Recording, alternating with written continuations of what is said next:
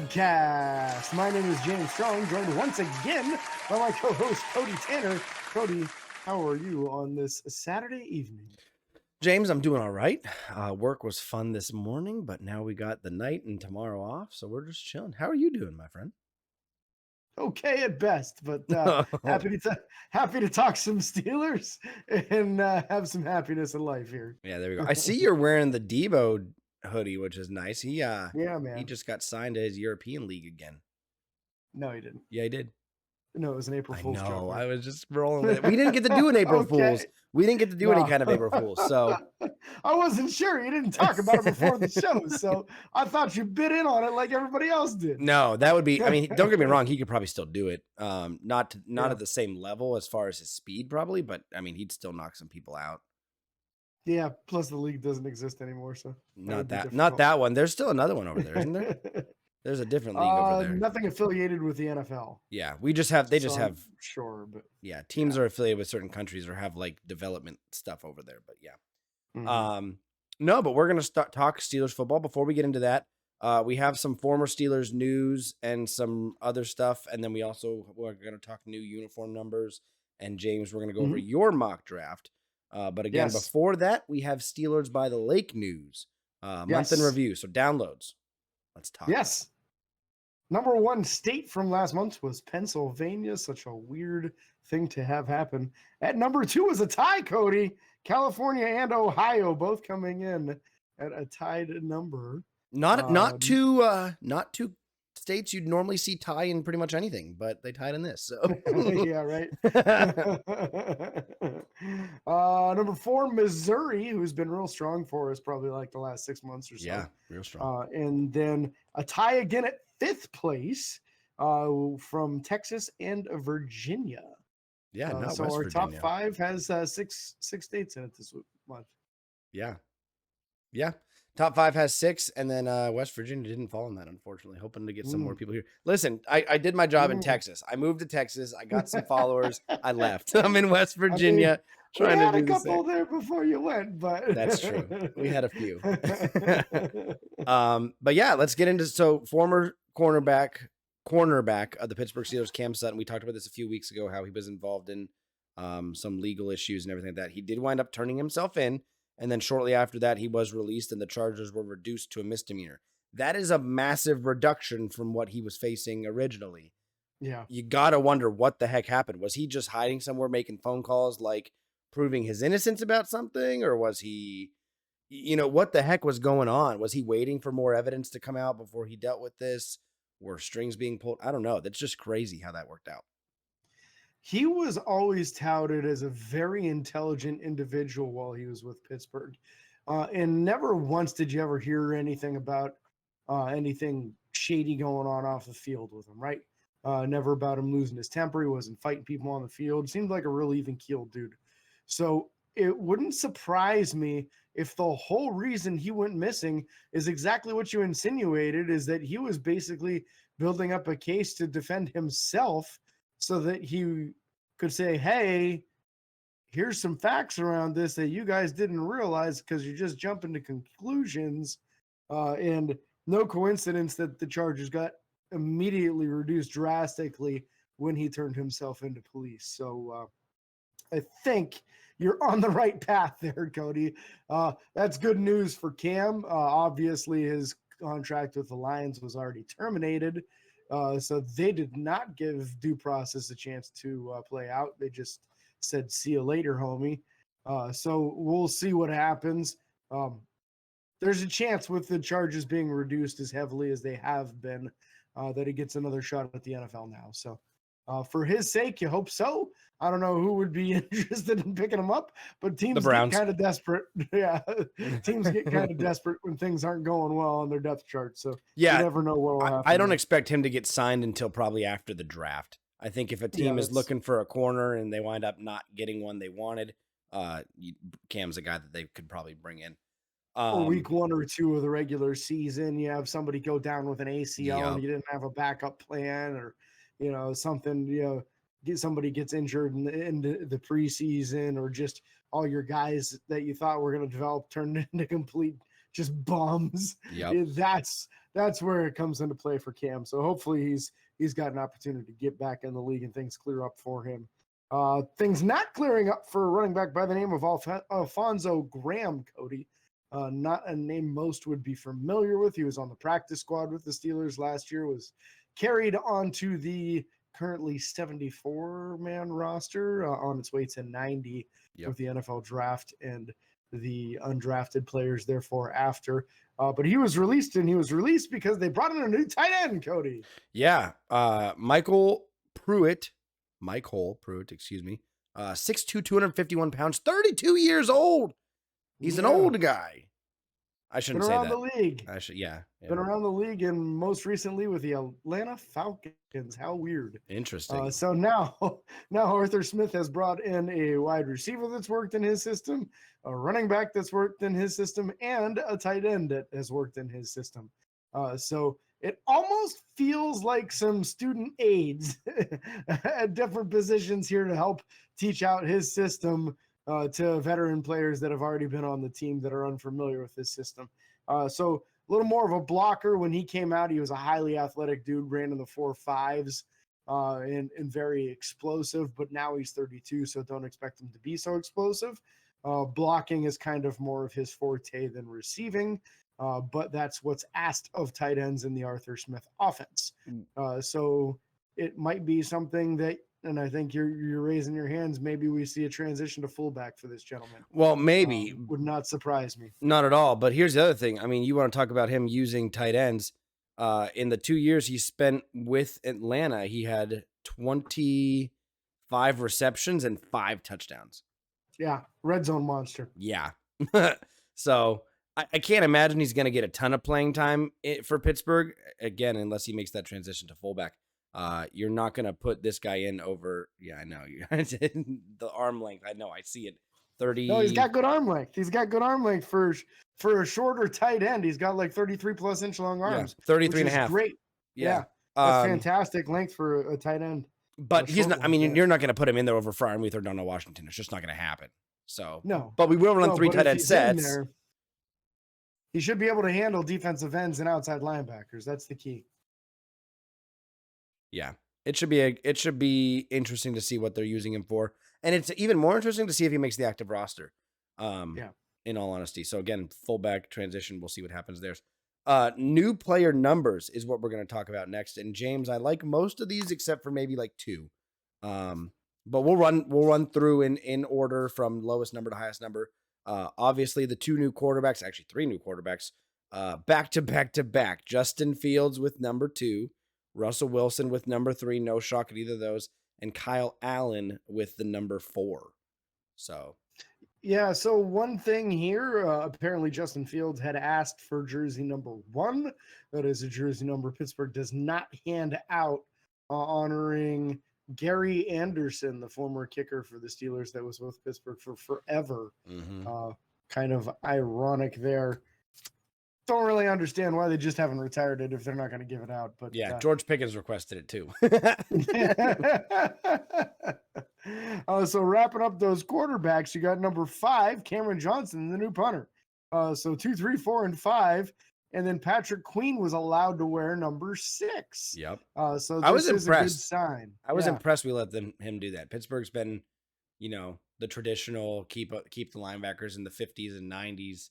But this was an interesting switch up, and I like it. I'm excited for it. Yeah. I'm sick of seeing linebackers wearing numbers in like the 40s and stuff, wearing like 48 and 46 because there's nothing else available. Yep. If they want to wear a single digit, let them wear a single digit. I'm in on it, especially since that's what he was already wearing before. Yeah. So he wanted to wear the same jersey number. Why ruffle feathers when he comes in? This is your highest paid free agent that you brought in this year. A highly skilled player who was a Pro Bowler and second team All-Star last year, second team All-Pro, I should say. Let him wear 6 if he wants to wear 6. So I'm in on it. I like it. Going to be funky seeing a middle linebacker wearing 6. Yeah. But I'm here for it. Yep. Then we got the 2 wide receivers, Van Jefferson wearing number 11 and Quez Watkins wearing number 16. No surprise with either of those 2. And then you move on to a guy who's Gonna have to be impressive repping this number. He better be coming down making some good hits. To Sean Elliott wearing number 25. You got to rep that Artie Burns number well. You know what I'm saying? Dang it, you beat me to it. I was gonna say it must be because of Artie Burns. No, if you've been a Steeler fan in the past 20 years, you know that 25 is the Ryan Clark number. Man who was notorious for getting flagged for unsportsmanlike conduct hits, knocking some people out. Even knocked himself out. He knocked himself out once when he came down and hit somebody. Believe that was that Will? No, that wasn't Willis McGahee. I don't remember who that was. Yeah, I couldn't tell you. Ravens running back. It was Ravens running back. He knocked himself out too. And then so I like Fred McAfee too. Yeah, Fred McAfee back in the day, 25. I like the Sean Elliott with the 25. I do. Yeah, it's a good number. You don't like the next number. I love the number, but it's weird because 26, my favorite Steeler jersey number of all time because of Rod Woodson growing up with him. Just an elite corner, turned into an elite safety later on in his career. Dante Jackson, the new corner from the Carolina Panthers, will be rocking that 26. So it's back at the corner position. Instead of it being a 6 foot, 200-pound corner, it is a 5 foot, 180-pound corner. So it's a real little guy. Celebrate the little guys. In common is the speed. Yeah. Only thing they have in common is the speed. That's it. Yeah. So hopefully he does some good service to the jersey number 26 because I hate it when people have 26 and they're not good. Listen, I'd love for the next guy to do some service to the number and be a playmaker like the last guy to truly where it was. Hopefully without a little bit of the drama behind it. But 84 goes to Cordarrelle Patterson. Again, playmaker mayhem, leading NFL kick return touchdown specialist, crazy on offense. Won the heavy hitter or angry run award last year. Angry runs. Yep. So we have like we said before, we have 3 guys on the team now. I like 84 for him, just not in Pittsburgh, I guess. I don't know. I don't like that. I don't know. It's so weird. It's not seeing Brown on the back of that jersey. And he's going to line up as a running back most of the time. So that's going to be kind of weird too, with an 84 in the backfield. When he's doing kick returns, I don't think it's going to look too abnormal. No. Because, the hair will. The hair is going to look. AB was a really good kick return, man, especially when he was kicking Brown's punters in the face and stuff. So an electric player, no doubt. So at least it's going to be to a highly skilled electric ball player that when the ball is in his hands, you never know what's going to happen. So weird because of the position he's going to play on offense, but at least on special teams, very electric guy, just like AB was. Yep. Final one, we're up and down on this, Cody. You're not a big fan of it. I kind of like it. Dean Lowry, the new defensive lineman, who, by the way, it was a 2-year contract. I thought that was going to be a 1-year deal. And it sounds like he got more than league minimum as well. I didn't hear official numbers on that. So this could be a puzzle piece for a couple of years for Pittsburgh here. Interesting. 94 is the New Jersey number for Dean Lowry. I'm betting that's what he wore in the NFC North, although I don't know that offhand. Tyson Alualu had 94. Already kind of used to a defensive lineman wearing 94. Cody, you're a little more of Lawrence Timmons memories and making it tough for you, huh? Yeah, it just I don't know. There's something about 94 that doesn't look good to me. The number. Maybe it's just the number. I don't know. Could not be me. But I also, I'm processing other numbers. Like, it couldn't be 92 because I'd think of James Harrison. It couldn't be 91. Kevin Green. It couldn't be 90 even because of was 90 Casey Hampton? He was 98. 98. So it couldn't be 98. Yeah. It couldn't be 99 because of the beard. Nobody better wear 99 ever again. You probably could have slapped 76 on him, and you would think Chris Hoke, and that's exactly what you're hoping that Dean Lowry will be, as a very highly skilled backup defensive lineman. Yep. What number was Ziggy Hood? 96. 96. Okay. Yeah. I don't know. I'm just not a fan of it, but hopefully he makes me like it a little bit more. I kind of wanted to buy a Ziggy Hood jersey when he first came into the league, just because then I'd have a jersey that said Hood. And I think that's pretty cool. But you should have bought a jersey with a hood that said Hood. And instead, I got a Mel Blunt, so that's also a fun one. Yeah, that's There you go. Yeah, you got that for sure. Which is even more ironic since I don't partake, but whatever. Whatever. We'll it is what it is. We'll see. Listen, I'm excited to see what new jerseys are going to be available because there's going to be at least 5, right? Here when we go over this mock draft. I mean, they have 7 picks now. Yeah, we're going to trade 2. We're going to trade 2. So it's okay. I mean, we'll see. Omar Khan is very, very open to moving up and down the field. So you never know what he's going to do.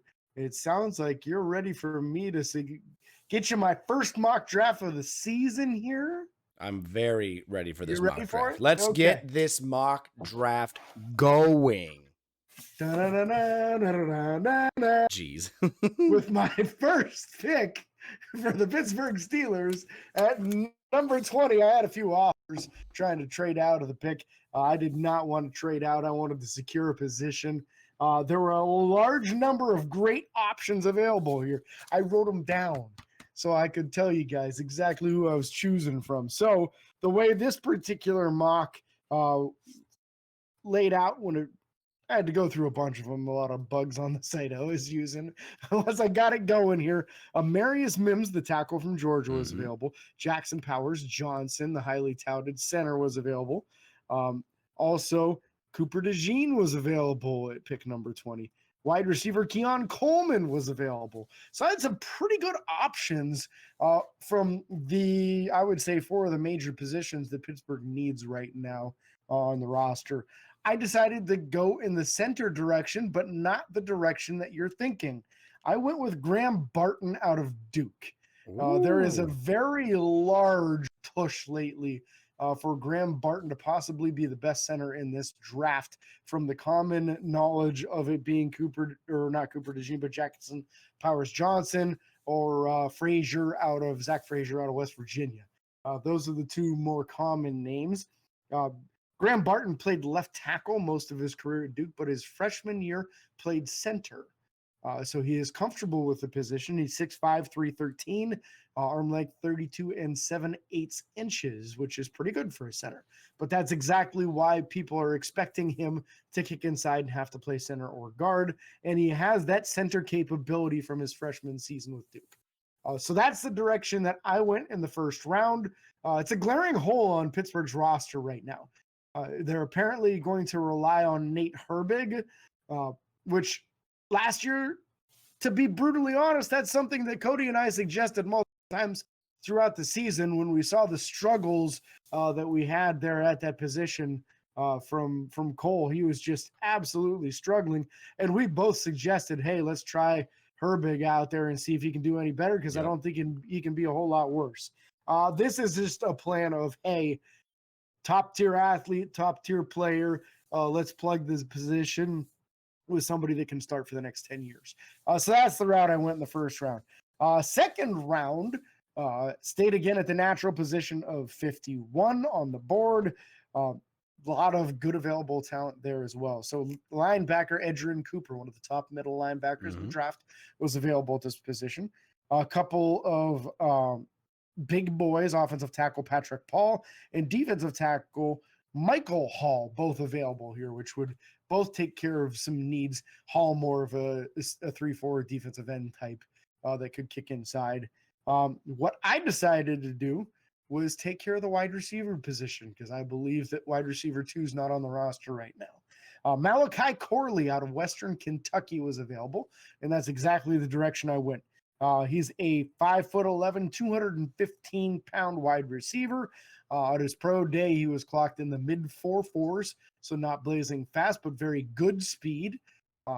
Very hard to bring down, a good route runner. Think Deebo Samuel type. So you hit him, you bounce off. You better really bring the wood when you try to tackle a guy like this, and a good route rushing or a route running technician. He's already been brought in for one of the 50 meetings or the 30 meetings that Pittsburgh does with these people. So definitely something that we should have our eyes on. In wide receiver, I think if Pittsburgh doesn't address it within the first 3 rounds, they're probably not getting an upgrade over Van Jefferson and Quez Watkins, which could be an issue. So third round came around for me, pick 84, which is the first pick that Pittsburgh has in the third round. We've got 2 of them this upcoming draft here. A few good options available here. Did you want to give it? I'm just kind of cruising right through. I didn't even give you a chance to speak on these first two. No, guys, you're good. I was just looking. I was upset that there wasn't a bench press for Graham. Yeah, I have no bench. Yeah. There's no stats recorded for his combine. His pro day, his 40-yard dash was great for a guy his size. He ran a 4.84. That's incredible. Yeah, that's great. So excited for that, and excited to potentially get a guy that's sneaky like that. You always have sneaky offensive linemen that get drafted, and they actually turn out to be very, very good, day one or future starters. The interesting thing about Malachi that you said, Bengals receivers coach attended the pro day for him, as well as a wide receiver coach for the Ravens attended. So 2 division rivals looking at this guy as well.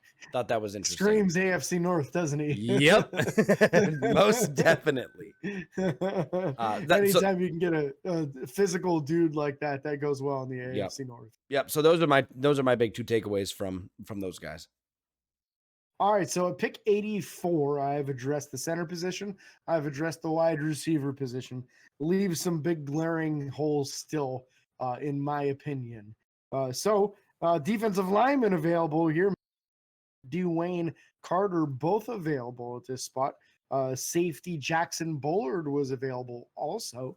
So had some nice options. The offensive tackle room was pretty heavily decimated at this point. Yep. So it's kind of a landmine. If you don't get your offensive tackle in the first 2 rounds, you might as well wait a couple of rounds, is the way it looks like the draft falls out. What I did have available to me and jumped all over, because in my opinion, this is the top guy at his position in this draft, is Mike Sanderstill out of Michigan. Mike, the top nickel corner in this draft class. Yep. Weighed in at 5'9 and 3/8, 182 pounds. Arm length only 30 and 7/8 inches, but at nickel corner, that's not as important. Ran a 4.47 40, 14 reps on the bench, a 40-inch vert, a 10-11 broad.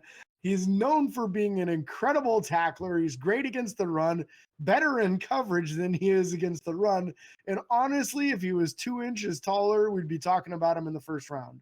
But because of his height, he's thought of as a nickel-only option. Well, that's exactly what Pittsburgh needs.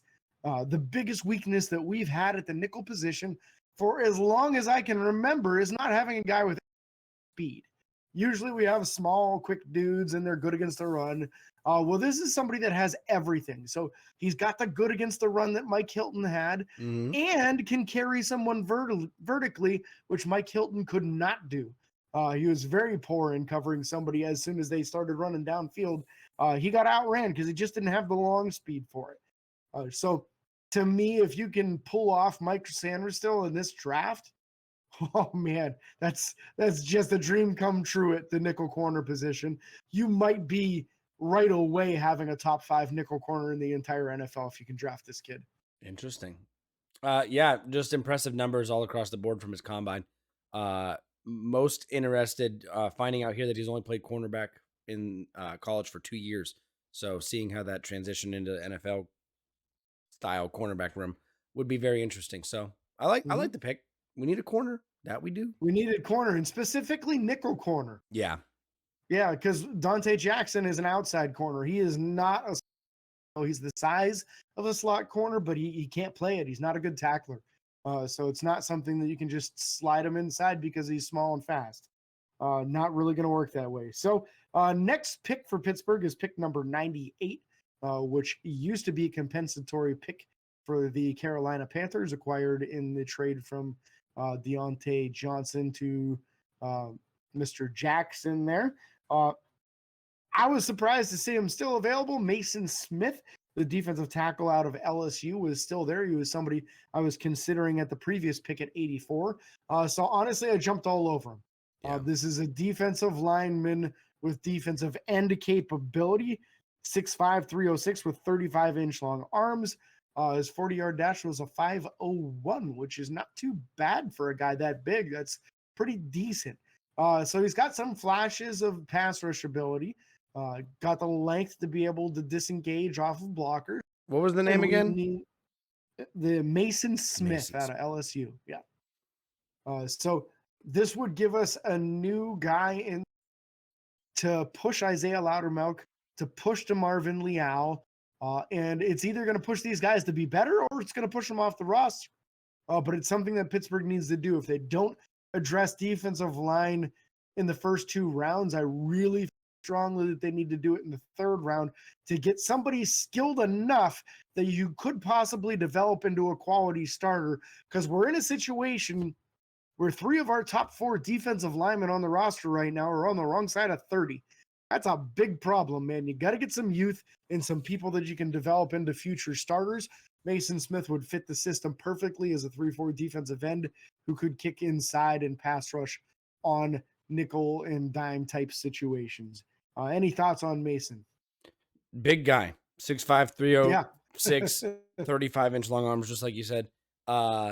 Would be very enjoyable to watch him manhandle some offensive linemen, and just to get a big body like that in there would be really exciting. I don't know the last time we've gotten someone. Don't get me wrong, Keanu Benton's big. Yeah. But I feel like I didn't get to watch him manhandle anybody as much as I would have liked to or thought. And hopefully that changes next year. So we'll see what happens. But I like the size and I like the position for sure. I feel like Keanu got a chance a few times throughout the season, but he wasn't getting more than like 20 to 25 snaps. So you'd see like once or twice a game where he just bully somebody. But I can't wait for Keanu's chance to start repping like, 40 to 45 plays a game and really start having a major impact. So next pick for Pittsburgh gets us into the lone 4th round pick, which is at pick 119. We got here, and I have at this point addressed 4 of the biggest need positions that I feel. So now I'm starting to look at who's available, just talent available in the draft. So I was able to get another one of the guys that I really like that isn't going to go high in the draft, but can kind of fill 2 needs at the same time. Safety Tyke Smith out of Georgia. Tyke Smith is 5'10", 202. Ran a 4.46 40 at the combine. 36-inch vert, 10 feet on the broad jump. A very good athlete, a thumper, absolute thumper, who plays a lot of nickel corner as well. So you can play him at strong safety, you can play him at nickel corner. He's got the versatility to do both for you. So this is somebody who could be a long-term replacement for Deshaun Elliott. Also could slide inside and in your dime situations be the other slot cover guy. So your 2 outside guys and then you got your 2 inside guys. And man, on 3rd and short situations, if they march out 3 wide receivers, I wouldn't think twice about sticking Tyke Smith over that slot wide receiver and watch him go blow up a run play because, man, he was really good in the game.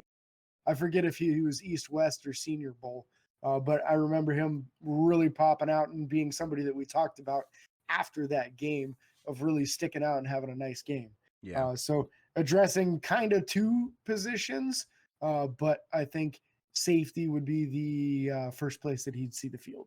Yep. Yeah, I like the pick. Multi-purpose kind of guy from Pennsylvania, hometown's Philadelphia. Coming to the better of the 2 cities. I don't know. I like it. Woo! The flooded of the 2 cities right now. Have you seen any of those pictures, Cody? Holy it's cow. ridiculous. It's like my backyard going on in Pittsburgh right now. So we got 2 picks left in this draft, both of them 6 rounders.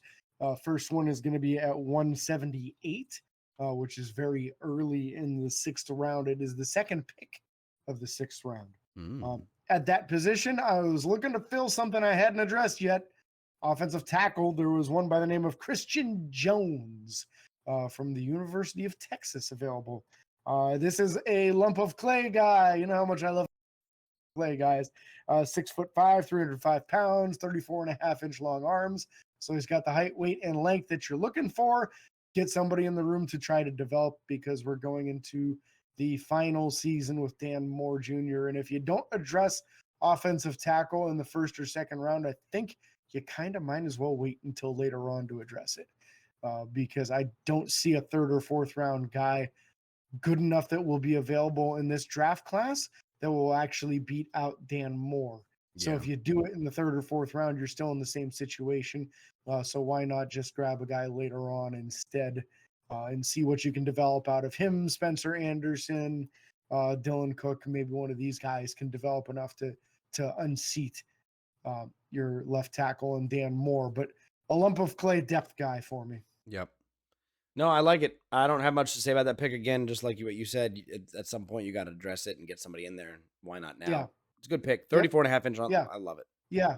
It's almost like if you don't go first round with offensive tackle, just go sixth. It's kind of crazy in this draft. Yep. So speaking of the sixth round, final pick for me at 195. You drafted a punter.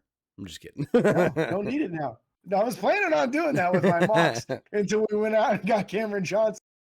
Oh, good. I don't have to do that now and try to find film on freaking punters. No, thank you. I would much rather talk about a guy who really impressed me at his bowl appearance. Again, the East-West Shrine Bowl. There was a pass rusher who absolutely jumped off the film, was all over the place, getting after the quarterback like crazy, really looked the part.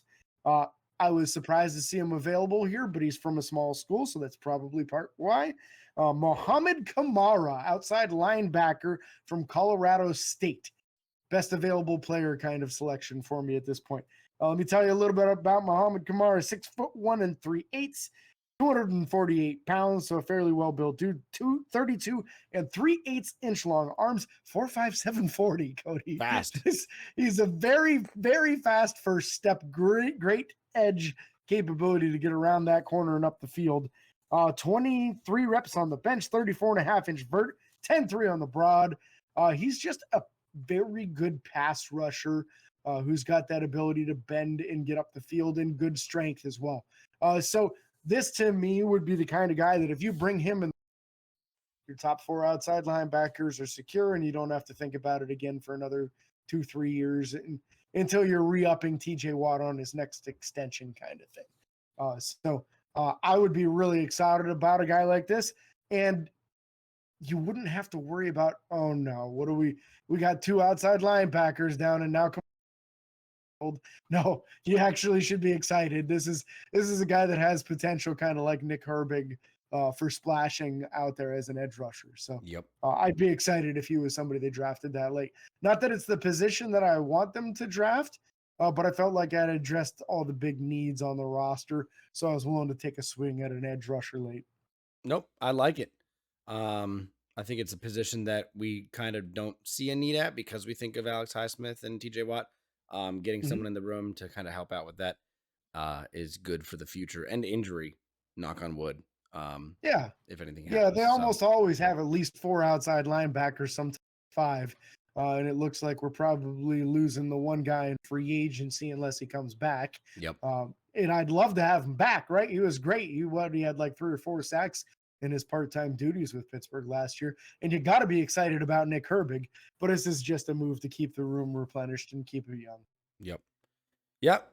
With that being said, that wraps up your draft picks. Love the draft. Addressed all the needs. You got offensive line. You got offensive tackle late. You addressed the center early. You got a wide receiver. You got the cornerback. A lot of things moving in the right direction with that draft. I like it. Again, if you guys want to share your draft picks, if you do a mock draft simulator, send us screenshots of them or send us if you send us a full-fledged thing of explaining why you chose these people, who was available, we'll share it on the podcast. We'll share it on social media. So make sure you guys do that. And again, I will be doing my mock draft next week, and then we'll do one more roughly a week before the draft or the week of, somewhere in there. So be excited for that and those things coming forward. So again, James, good draft. Hopefully we can land on 1 or 2 of these guys and get something going with the Pittsburgh Steelers this year. So again, thank you guys so much for watching or listening, and be sure to like and follow on Facebook, Twitter, Instagram, TikTok, and YouTube. Subscribe and ring the bell. It is free. Don't forget the 5-star reviews on Apple Podcasts. Make James really happy. And until next time, this is your host, James and Cody, signing off. Peace.